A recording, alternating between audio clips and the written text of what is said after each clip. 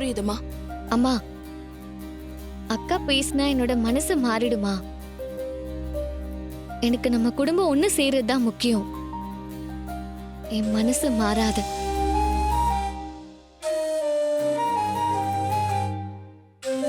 கரெக்டா சொன்னமா ரேவதி. ரோஹிணி, ரேவதி சொன்னது உன் காதல விழுந்திருக்கும்னு நினைக்கிறேன். அத முதல்ல நீ உன் மனசுல ஏத்திக்கோ. இங்க இருந்து முதல்ல வெளியே போ. கிளம்புன்னு சொல்றேன்ல.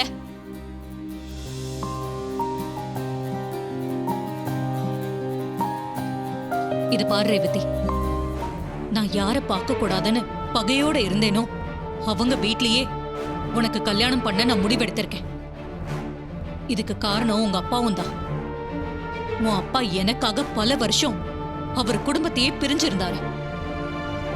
உண்மைதான், அப்பாவும் பாவம். அதுக்காக தான் நான் இறங்கி வந்திருக்கேன்.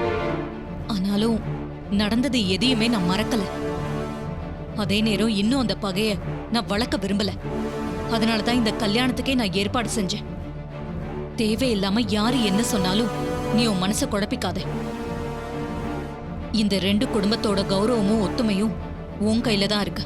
நீங்க சொல்றது எனக்கு புரியுதுமா.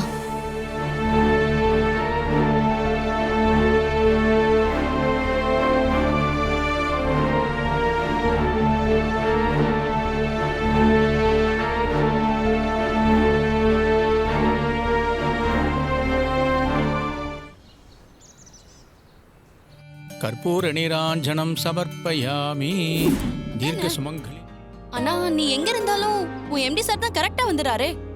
நேத்து கூட நம்ம தாத்தா வீட்டுல அவரை எதிர்பார்த்தோமா? இல்ல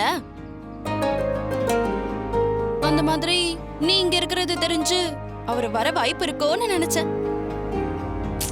அக்கா, நீ ஏன் ஏதாவது கற்பனை பண்ணாத.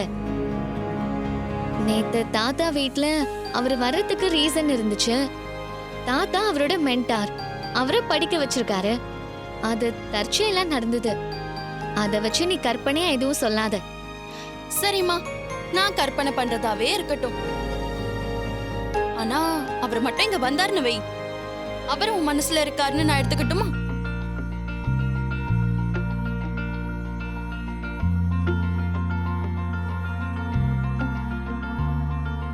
அவர் வந்தா பாக்கலாம்.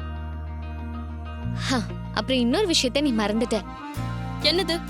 எங்க கோயில்ல என்னோட கல்யாண பத்திரிக்கையை கொடுத்து ஆசீர்வாதம் வாங்கிட்டு போலாம் தான் நாம வந்திருக்கோம். ஞாபகம் இருக்குல்ல?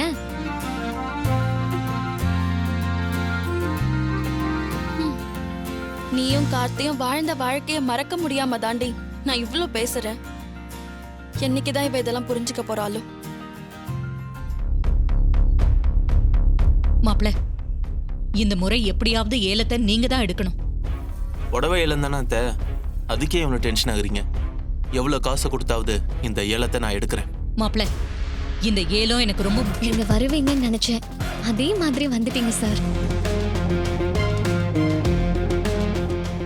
60,000. 75,000.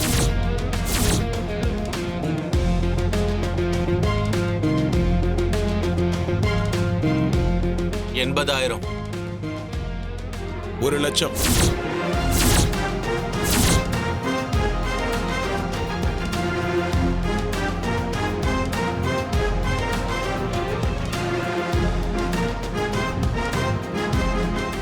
'என்னப்பா 1000 ரூபாய் ஆரம்பிச்ச ஏலம் 1,00,000 வரைக்கும் போயிட்டு இருக்கு? கொஞ்சம் நிறுத்துங்கப்பா. என்னப்பா நீங்க 2 பேரும் மாத்தி மாத்தி ஏல தொகையை ஏத்திக்கிட்டே போறீங்க? இந்த மாதிரி போனா ஊரு மக்கள்லாம் எப்படி ஏலம் எடுப்பாங்க? இந்த மாதிரி விலையை ஏத்திட்டே போனா இந்த அம்மனோட மதிப்புக்கு விலை வைக்கிற மாதிரி இருக்கு. கரெக்டா சொன்னீங்க ஐயா. அம்மன் புடவைக்கு விலை வைக்க முடியுமா? இப்படியே ஏத்திக்கிட்டே போனா இதுக்கு முடிவுதான் என்ன? இதுக்கு நீங்களே வேற ஏதாவது வழி இருந்தா சொல்லுங்க. ஏலம்னா இப்படிதான் இருக்கும். அவங்க தகுதிக்கு என்ன முடியுமோ அத மத்தவங்க வாங்குவாங்க. பெரியவரே, நீங்க ஏலத்தை ஆரம்பிங்க. இந்த புடவைய என் மாப்பிள்ள தான் ஏலத்துல எடுப்பாரு. அம்மா, இது காசு வச்சு போடுற போட்டி ஒண்ணும் கிடையாது. அப்படி உங்களுக்கு இந்த புடவை வேணும்னா ஏலத்தை தவிர்த்து இன்னொரு வழி இருக்கு. இது என்னங்க அநியாயமா இருக்கு? ஏலத்துல அதிக தொகை கொடுக்கறவங்களுக்கு புடவைய கொடுப்பாங்க, அவ்வளவுதானே? இல்லம்மா, சமயங்கள்ல பணம் இல்லாதவங்களும் அம்மனோட புடவை வேணும்னு வருவாங்க. இப்படி காசு இருக்கிறவங்க, தம்பி அம்மனுக்கு பூ பிடிக்கும், அதனால பூ போட்டு முடிவு பண்ணிடுவோம். நீங்க ஒரு பூ எடுங்க, அவங்க ஒரு பூ எடுக்கட்டும். 2 பூவையும் பொட்டலம் கட்டி அம்மன் முன்னாடி போட்டு எடுப்போம். அம்மனே முடிவு சொல்லட்டும்.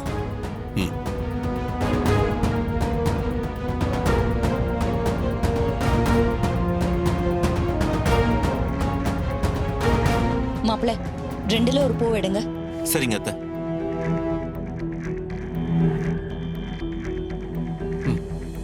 உங்களுக்கு ரோஜா பூ வச்சிடறேன். சரிங்க.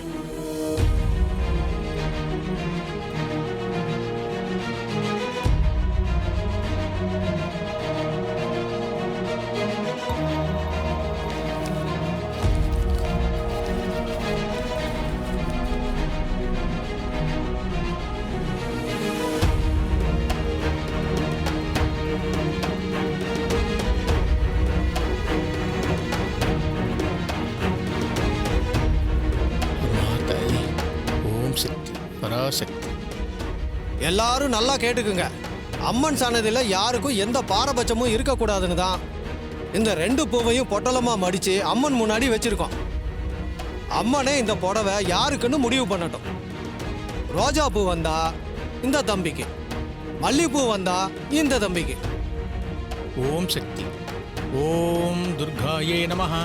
ஓம் சிவாய. பாப்பா, இந்த 2ல ஒன்னு எடுத்து தாத்தாட்ட கொடுக்கறியா? இந்தாங்க.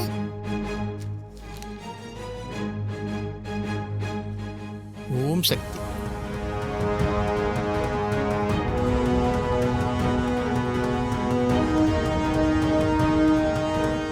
எம்டி சரோட சாய்ஸ் ரோஜா பூ தான் வரணும்.